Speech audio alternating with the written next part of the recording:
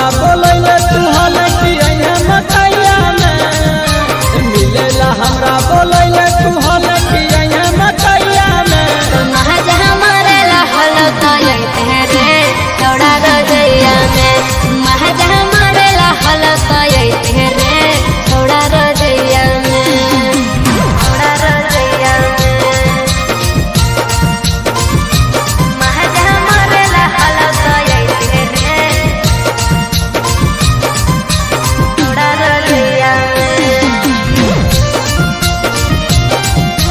थोड़ा रजैया में हेरे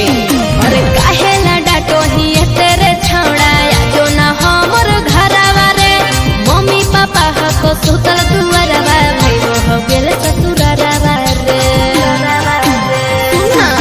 अरे काहे ना डाटो ही तेरे छौड़ा जो ना हमर घरवा रे मम्मी पापा हको सुतल दुआरवा भइलो हो गेल ससुररवा रे अपन कही एको दिन नया कहीं गे एगो चुमा में लागे छौरी तोरा पावे कहीं गे केहू न देखत जो के छौरी तू सरसोईया में केहू न देखत जो के छौरी तू सरसोईया में महाजा हमारे लहल तो यही रे थोड़ा रजैया में महाजा हमारे लहल तो यही रे थोड़ा रजैया में थोड़ा रजैया में थोड़ा रजैया में महाजा हमारे लहल तो यही रे थोड़ा रजैया में हेरे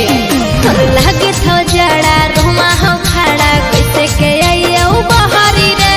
मुके सजनवा घोलू बताओ गिरी त है सीत लहरी रे अरे हेरे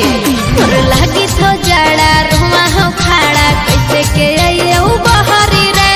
मुके सजनवा घोलू बताओ गिरी त है सीत लहरी रे